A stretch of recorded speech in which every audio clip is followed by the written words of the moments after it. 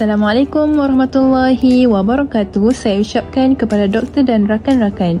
Kami daripada kumpulan 4 akan membentangkan tajuk penggunaan teknologi maklumat dan komunikasi secara beretika. Ahli kumpulan kami terdiri daripada saya sendiri, Nurul Ahyar binti Rizwan, nombor matrik 831208.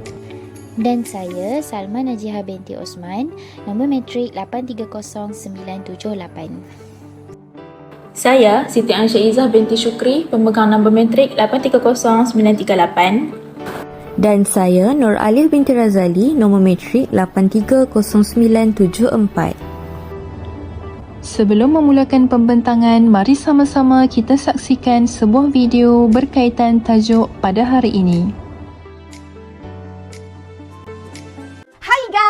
Syah ya. Hari ni Syah nak share dekat korang produk yang Syah gunakan yang membuatkan kulit Syah cantik, flawless dan pinkish gitu. Cara pemakaiannya pun mudah je. Paling penting harga dia murah-murah je guys. Cepat-cepat DM Syah sekarang tau. Bye-bye. Hari ni view aku naik tau. Harap-harap sale aku naik. Ew! Kenapa dengan muka kau ni? Pandainya jerawat. Nak ambil ni. Pakai. Kejap. Ni produk kau ni ada kelulusan KKM ke tidak ni? Kau ni tak payah pening-pening boleh tak? Yang penting duit aku masuk. Pandai makan, pandailah simpan. Ada KKM ke, tak ada KKM ke? Yang penting orang cantik macam aku jual, mesti orang beli. Dini, produk tak kena dengan kulit dia.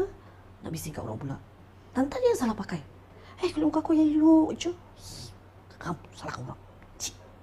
Aduh, kau ni dah kenapa serabut? Ni lah customer aku ni, dia komplain dekat Facebook, katanya produk ni tak elok untuk kulit dia. Masalahnya aku pakai elok je. Banyak komplain tante, kulit dia memang tak elok. Pergi salahkan orang lain. Syah, kau ingat tak? Kau punya produk ni tak ada KKM tau. Aku takut inilah jadi dia, inilah efek dia. Jangka masa panjang jadi macam ni. Aku cuma risau, kau tahu tak produk yang tak ada KKM ni bahaya. Kita tak tahu racun apa yang ada dalam tu. Kau pakai, aku takut mudarat diri kau. Sebab tu aku suruh kau stop. Tu, kau punya customer pun. Dah ada yang komplain dah pun. Assalamualaikum. Ya Allah, apa cantiknya muka kau ni, Syah. Ada seminggu aku dah kamu, Syah, muka kau dah lihat macam ni. Ya Allah, merah-merah. Menggerutu, ya Allah. Kau tu lah, tak nak dengar cakap aku. Aku cakap produk tu tak ada KKM, Syah. Kau ni, aku dah tahu dah. Kau ni memang suka cantik-cantik ni. Tapi kau kena ingat, cantik je tak guna. Selamat tu kena pentingkan dulu. Tengok muka dah jadi macam ni. Ni baru kau tau. Tu orang-orang yang kau jual tu. Apa jadi kat muka diorang? Kau ni, Syah, tak nak dengar cakap aku. Degil tau. Kadang-kadang saya nak minta maaf lah. Tapi kita banyak ambil kecantikan ni lagi penting daripada hati dan juga peribadi. Nak cantik macam dia ni, nak cantik macam dia tu. Produk tu tak tahu pun apa bahannya. Semata-mata sebab nak cantik macam testimoni. Kongsi produk atau perkhidmatan tu ialah yang berfaedah. Janganlah nak bagi poket berat je. Kalau anda ragu-ragu dengan penganiaya yang bertopengkan peniaga ni, tolonglah laporkan pada pihak yang berwajib. Okey? Kawan-kawan semua dapat tak pengajaran daripada video tadi? Pengajaran yang dapat diambil berdasarkan video yang dipaparkan sebentar tadi ialah setiap pengguna mestilah berintegriti dalam memberikan maklumat yang betul untuk sebarang penggunaan dalam talian. Hal ini kerana setiap maklumat yang telah kita kongsikan akan mempengaruhi tindakan dan kepercayaan orang yang berurusan dengan kita, dan sekiranya maklumat yang disampaikan itu adalah tidak benar, ia akan memberikan kesan yang buruk kepada kita. Selain berintegriti dalam memberikan maklumat yang betul untuk sebarang penggunaan dalam talian, sebenarnya terdapat juga beberapa etika lain dalam penggunaan teknologi maklumat dan komunikasi ini. Mari sama-sama kita lihat satu persatu etika yang ada. Yang pertama, kita hendaklah berkomunikasi secara berhemah ketika dalam talian untuk mengelakkan daripada timbulnya pergaduhan atau perselisihan faham. Etika seterusnya, kita diingatkan supaya tidak memuat naik sebarang bahan dalam pelbagai bentuk tanpa keizinan pemilik yang sah. Bahan-bahan ini termasuklah gambar, dokumen, video dan lain-lain. Hal ini penting supaya tidak berlakunya kesalahan terhadap pelanggaran hak cipta. Etika ketiga, kita diingatkan supaya tidak menyebarkan sebarang maklumat palsu atau maklumat yang diragui kesahihannya kerana ia boleh menggugat ketenteraman awam. Sebaliknya, berpeganglah pada prinsip tidak pasti, jangan kongsi. Etika seterusnya ialah tidak menceroboh dan menyebarkan virus yang boleh melumpuhkan sesuatu sistem yang dimiliki oleh pihak lain. Kawan-kawan tahu tak, perbuatan menceroboh dan menyebarkan virus ni dianggap sebagai satu kesalahan di sisi undang-undang kerana ia telah menyukarkan pihak terbabit untuk mengakses sistem yang telah digodam oleh pengguna yang tidak beretika. Akhir sekali, tidak mengeksploitasi maklumat dan data peribadi pihak lain. Data peribadi yang dimaksudkan termasuklah nama penuh, alamat rumah, alamat tempat kerja, nombor kad pengenalan, nombor telefon dan nombor kad kredit. Seterusnya, mari kita lihat apakah kepentingan penggunaan teknologi maklumat dan komunikasi secara beretika. Baiklah, kepentingan yang pertama adalah meningkatkan kualiti pendidikan. Selain dapat menjimatkan masa dan wang kerana tidak perlu lagi bersusah payah mencari bahan rujukan di luar, ia juga dapat mengubah strategi pengajaran dan pembelajaran menjadi lebih berinovasi, seterusnya menarik minat murid untuk mendalami sesuatu ilmu itu. Yang kedua, kepelbagaian dari aspek perkhidmatan dalam talian. Kepelbagaian perkhidmatan di sini bermaksud pengguna diberi pilihan yang pelbagai bagi urusan transaksi, sekaligus menjadikan pengguna tidak perlu lagi untuk keluar bersusah payah maupun bersesak-sesak di kaunter. Sudah tentu perkhidmatan yang ditawarkan ini adalah lebih mesra pengguna. Kepentingan yang ketiga adalah meningkatkan hubungan sosial. Macam mana tu? Melalui teknologi juga, ia dapat mewujudkan jaringan yang berasaskan bidang. Selain itu, dapat memudahkan komunikasi secara dalam maya dengan sesiapa sahaja atau di mana sahaja mereka berada di seluruh dunia. Perkara ini secara tidak langsung dapat mengeratkan lagi hubungan sesama manusia. Keempat, teknologi juga mampu untuk menjana ekonomi sesetengah masyarakat melalui penyediaan banyak peluang perniagaan dan perkhidmatan seperti platform Shopee, Instagram, Facebook dan sebagainya. Barangan atau perkhidmatan ini juga dapat dipromosikan dengan lebih meluas tanpa ada had. Perkara ini dapat memberi manfaat kepada pengguna kerana proses pembelian dan penjualan dilakukan secara dalam talian. Kalau kita tengok sekarang, di zaman yang serba moden ini, tidak perlu lagi untuk keluar ke pasar maupun ke kedai, ataupun peniaga tidak perlu lagi untuk fikir soal sewa kedai dan sebagainya kerana perkhidmatan secara dalam talian telah disediakan. Yang kelima adalah dari aspek perkongsian maklumat. Terlalu banyak sebenarnya kelebihan yang dapat kita ambil dari aspek ini. Seperti yang kita selalu dengar, segalanya berada di hujung jari. Apa sahaja maklumat yang ingin dicari, semua dapat diperoleh dengan mudah. Kerja penyelidikan dan pembelajaran juga dapat dibuat dengan lebih sistematik. Kemudian segala jenis maklumat ataupun ilmu ataupun pemberitahuan dan juga sebagainya dapat disebarkan dengan lebih cepat dan juga mudah. Kepentingan yang terakhir dalam penggunaan teknologi maklumat dan komunikasi secara beretika adalah penjimatan dari sudut kos dan juga masa. Sebagai contoh, kos panggilan telefon, pengangkutan dapat dijimatkan kerana perbincangan ataupun mesyuarat dapat diadakan secara telesidang. Ada juga antara kawan-kawan kita yang terlalu sibuk sangat sampai tak sempat untuk kita berjumpa.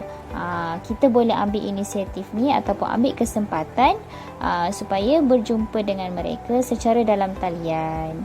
Tambahan lagi, penggunaan dari sumber tenaga manusia juga dapat diminimumkan. Seperti yang kita tahu, teknologi maklumat dan komunikasi hendaklah dimanfaatkan dengan sebaik mungkin oleh semua pihak dan penggunaannya perlulah dibuat secara beretika. Melalui video ini, kami akan kongsikan 3 contoh cara penggunaan teknologi maklumat dan komunikasi dengan betul dan beretika. Bagi penggunaan akaun email, cara yang betul dan beretika ketika menggunakannya ialah dengan merahsiakan nama kita serta kata laluan yang telah didaftarkan daripada pengetahuan orang lain. Hal ini bertujuan mengelakkan akaun rasmi atau peribadi kita tersebut daripada dapat diakses, dikodam atau disalahgunakan oleh individu yang berniat jahat. Selain itu, sewaktu mencipta sesebuah akaun email, pengguna ditegah daripada memalsukan sebarang maklumat diri dalam pendaftaran email tersebut dan dinasihatkan kepada semua untuk menggunakan email dengan bijak dan berhati-hati supaya data serta maklumat-maklumat penting yang telah disimpan dapat dilindungi daripada pihak yang tidak bertanggungjawab. Seterusnya, bagi penggunaan periklanan, sesebuah syarikat atau individu yang memilih untuk mengiklankan barangan atau sesuatu perkhidmatan, mereka mestilah menjadi pihak yang bertanggungjawab dengan tidak menjual barangan yang menyalahi undang-undang dan norma masyarakat. Barangan yang dipromosikan perlulah selamat, berkualiti dan tidak membahayakan kesihatan atau nyawa seseorang. Di samping itu, semua peniaga yang ingin menjalankan perniagaan atas talian ini juga perlu memastikan bahawa setiap barangan atau perkhidmatan mereka sesuai serta menepati ciri-ciri seperti yang telah dijanjikan dalam iklan agar pengguna tidak berasa tertipu dan rugi setelah mendapatkannya. Seterusnya, peniaga-peniaga tersebut juga perlulah bersaing secara sihat dan tidak menzalimi atau menindas rakan-rakan peniaga yang lain dengan tidak memburukkan barangan atau perkhidmatan mereka. Contoh yang ketiga ialah berkaitan cara pengguna memuat turun dan memuat naik sesuatu bahan atau maklumat melalui penggunaan internet secara beretika. Sebelum pengguna melakukan sebarang aktiviti muat turun atau muat naik sesuatu kandungan yang bukan hasil ciptaannya yang asal, mereka perlulah mendapat kebenaran yang sah daripada pemiliknya terlebih dahulu agar tidak berlaku sebarang pelanggaran undang-undang dan hak cipta. Mereka juga perlu menghindarkan diri dari memuat turun atau memuat naik perisian tidak berlesen dan bahan-bahan negatif seperti bahan yang mempunyai unsur lucah atau keganasan melampau. Okey, tadi kita dah belajar tentang etika, kepentingan dan juga contoh penggunaan teknologi maklumat dan komunikasi secara beretika. Sekarang kita akan tengok pula kepada kesan pengabaian penggunaan teknologi maklumat dan komunikasi secara beretika. Kesan pengabaian yang pertama adalah ketidaktepatan maklumat atau maklumat palsu. Hal ini kerana ia boleh mengelirukan orang lain, menimbulkan fitnah dan juga mengaibkan orang lain. Sebagai contoh, kabar angin yang disebarkan melalui WhatsApp tentang seseorang yang dimasukkan ke hospital kerana sakit disebabkan oleh kesan pengambilan ubat kurus. Sedangkan orang tersebut benar-benar sakit. Kesian dekat orang tu sebab dahlah sakit, dia difitnah pula dan diaibkan.